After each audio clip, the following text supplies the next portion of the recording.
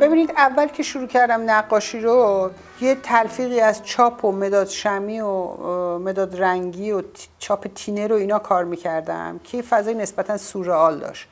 بعد چاپا رو گذاشتم کنار، فقط با مداد شمی و مداد رنگی کار میکردم که اونا هم تا حدودی یه فضای فراواقعی داره.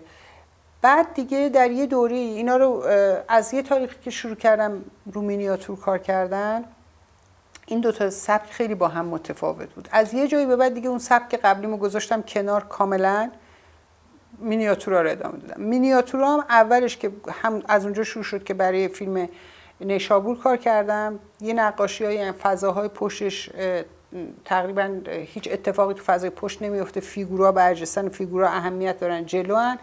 و بعد از اون رفتم به طرف یه سری تک فیگور تحت تاثیر دوره صفویه، تک فیگورای زن یا مرد یا فیگور زن و مرد با هم.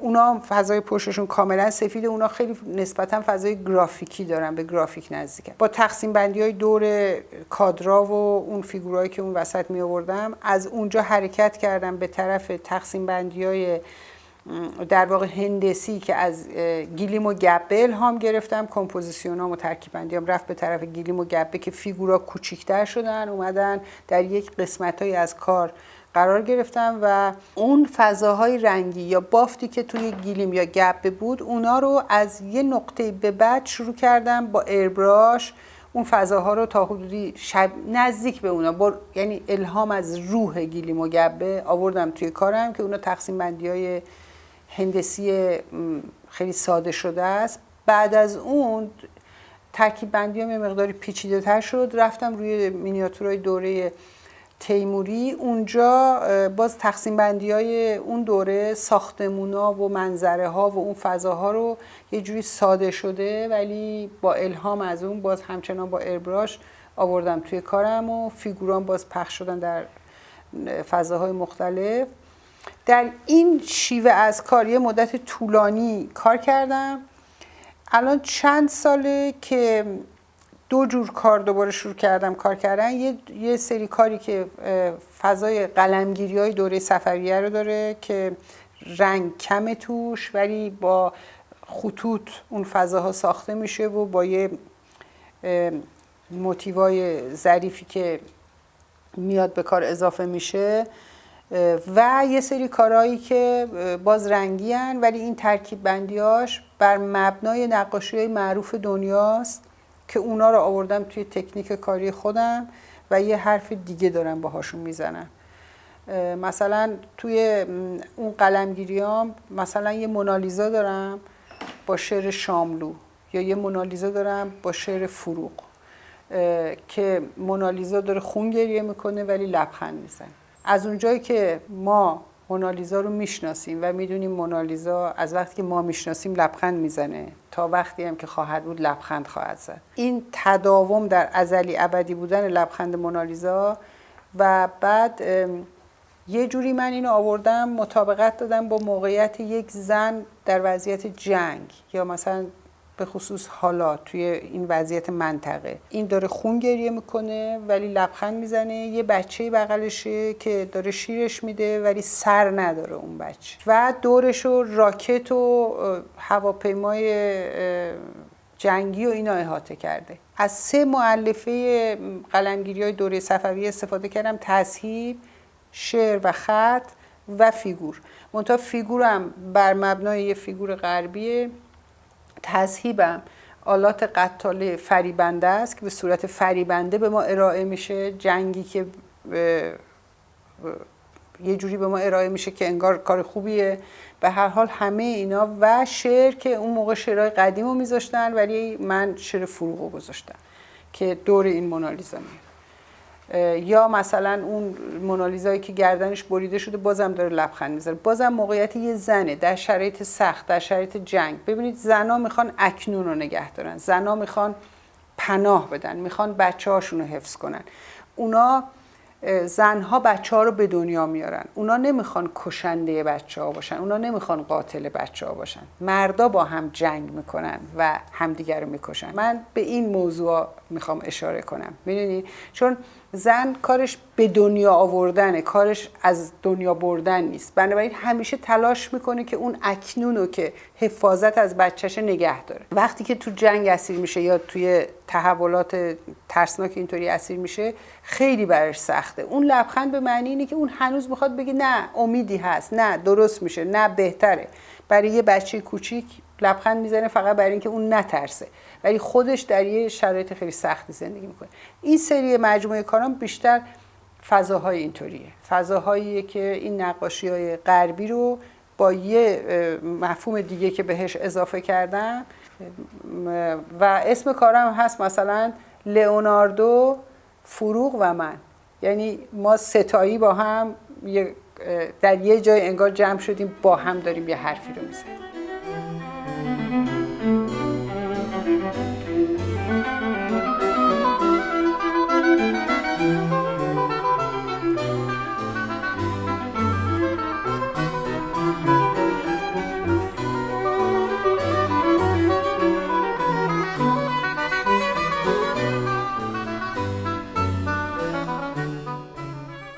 یک اثره. بله. چرا راجع به اینام توضیح؟ اینام همینطور. اینام مثلا گویاست، تیسیانه، نمیدونم انگره، خیلی ها هستن. اینا محورش همه زنان، یعنی با زنان که توی شرایط یا جنگن یا توی شرایط ظلمن. مثلا تو یکیش هم هست که اطلسه. من میگم مثلا اطلس زنان اطلس رو همیشه گفتیم مرده، ولی زنی که دنیا رو روی کول خودش نگه داشته. و حالا 2 تا اطلس کار کردم. یکیش هم هست که یه نگاه طنزآلود تا حدودی به این ماجرا داره. یه زنی که شوهرش رو گذاشته رو کولش، یعنی دنیای اون زن اون شوهریه که اون بالاست و 2 تا بچه‌ای که به دامنش آویزونن. و این حالتی که به هر حال این بازم اون دنیای خودش رو باید به اون سختی حمل کنه و نگه داره. این پروژه هم یه پروژه‌ای که اونجا کار کردم، چندین سال روی این کار کردم، چون که توی تکنیک مینیاتور تناسبا از نظر آناتومی فرق میکنن. مثلا دستا کوتاه‌ترن، پاها کوتاه‌ترن، فیگورا فرق دارن.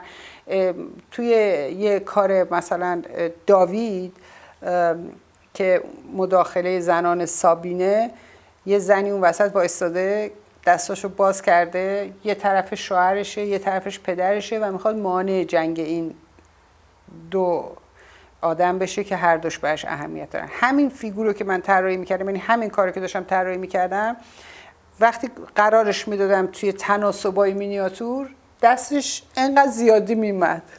میدونین؟ یعنی اینکه چون میخواستم اینا رو طوری طراحی کنم که وقتی شما کارو میبینین بلافاصله تشخیص بدین که آهان این کار داویده. اگه درست نمیتونستم جا بندازم طراحی رو، اون دیده نمیشد که اون کاره. الانم این کارا رو هر کی میبینه بلافاصله تشخیص میده که این کدوم کاره.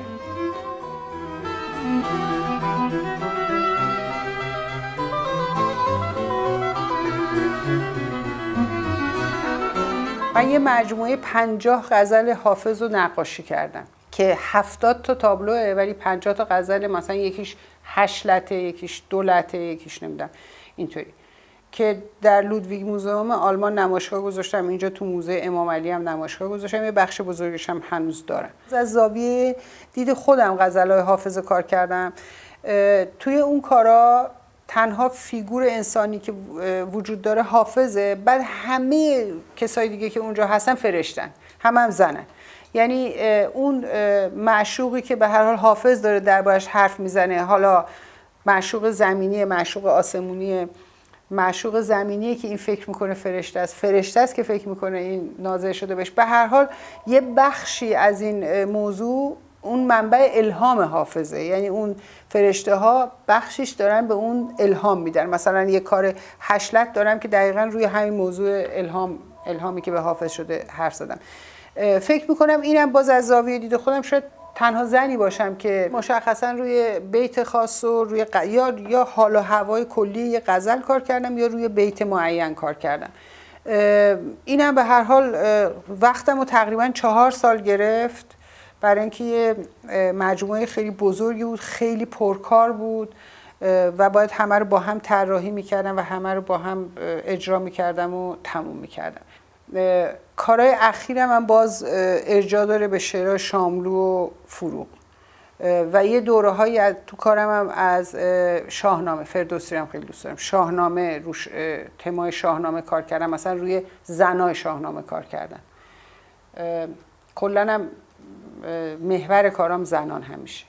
من میخواستم که در واقع اون مفاهیمی رو که توی مینیاتور استفاده کردم، اسطوره ها، شعرهای قدیم، شعرهای جدید، لحظات ساده از زندگی و خیلی وقتا یه ایده هایی که از یه لحظه یا یه اتفاق یا یه صحبت یا یه کتابی که خوندم میگرفتم. مثلا یه دونه کار دارم که همین کاری که اینجا هست تولد و مرگه، یه طرف تولد یه طرف مرگه، اینا دوتا تصویر این همه انعکاس همه مثل آینه است. میخوام بگم که بعضی وقتا تولد و مرگ این همه اصلا وزنشون، یعنی اولا که ما به دنیا که میایم مرگم اونجا به دنیا میاد دیگه، با ما حرکت میکنه، به موازات میاد، در یک جای اینا رو هم منطبق میشن. ولی غیر از اون فلسفه به دنیا آمدن و از دنیا رفتنش، بعضی وقتا مراسم شادی یا عزاداری من وقتی به عنوان شاهد نشستم دارم نگاه میکنم شبیه همن. یه سری آدم هستن که مثلا با خوشحالی ممکنه حرکات مثلا رقص یا موزون دارن و بعد اونایی که از ناراحتی بدنشون رو طوری حرکت میدن یا موهای سرشون رو میکنن یا یه کارایی میکنن که مثل حرکات موزون میشه، انگار که یه باله رو دارین نگاه میکنین، انگار که یه رقص رو دارین تماشا میکنین. اینم از اینجا تو ذهن من اومد که پدر بزرگم فوت کرده بود، من طبقه بالا بود خونمون، از اونجا داشتم پایین رو نگاه میکردم، یه دفعه دیدم تو همسایگی یه عده دارن تدارک عروسی میبینن و این به موازات این دو تا صحنه با هم اتفاق افتاد که خیلی عجیب بود. هی میمدم این طرف یه سری آدم با لباس سیاه نشستن، میرفتم از پنجره نگاه میکردم، میدم اونا دارن خودشون آماده میکنن، همون تحرک و همون حرکات و همون چیزا اینور اتفاق میافتاد اونورم اتفاق میافتاد، اینجا با لباس سیاه اونجا با لباسای رنگی. خود این یه ایده شد برای من برای یه تابلو و کلی طول کشید تا اینو بتونم به زبان تصویر در بیارم، چون به هر حال تو این تکنیک که کار میکنم، این روشی که کار میکنم، هر روشی هر کی کار میکنه یه سری محدودیت ها وجود داره، یه سری آزادی ها وجود داره، یه سری محدودیت ها وجود داره. من از مینیاتور قدیم تا دوره صفوی الهام میگیرم، از مینیاتور معاصر الهام نمیگیرم. اون چیزی که تو مینیاتور قدیم دوست دارم اینه که وزن غایبه، سایه غایبه، اینا نیست. پرسپکتیو شما رو نمیبره توی واقع گرایی، میبره توی فضایی که انگار باز شده این فضا. بعضی وقتا این ساختمونا رو هم از چند تا زاویه میبینید. این خودش این امکان رو به من میده که من به اون یه نگاه متفاوت داشته باشم. من یه کار دارم که دو تا فضای موازی کنار همه، یکیش بهشت یکیش جهنم، میتونم بهشت و جهنم رو توی صفحه نشون بدم. حالا البته بگذاریم از اینکه شیطان تو بهشت نشسته، فرشته رفته تو جهنم، بعد شیطان مرد فرشته هم زنه. همه البته میگن چرا شیطان مرد فرشته زنه، من میگم فرشته تو زبان فارسی ما به زن میگی فرشته دیگه. اگرم بخوایم بگیم آدم بدجنسی مثلا میگیم جادوگره، میگیم شیطان نمیگیم معمولا بهش. تو خیلی از کارام من مثلا هم شبو میذارم، هم روزو میذارم، هم غروبو میذارم، 3 زمانو مطرح میکنم، میتونم همه رو توی صفحه بیارم. خود این یه معنی به اون کار میده، یه ازلی بودن و ابدی بودن بهش میده، یا مکانهای مختلف رو کنار هم میارم.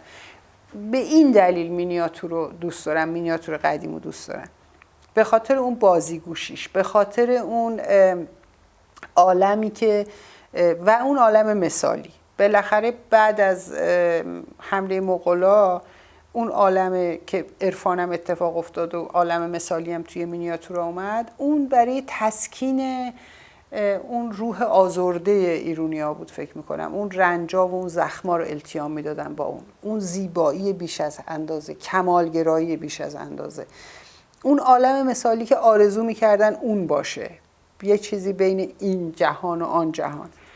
اون عالم رو من انتخاب کردم و خودم هم تسکین داد اون عالم.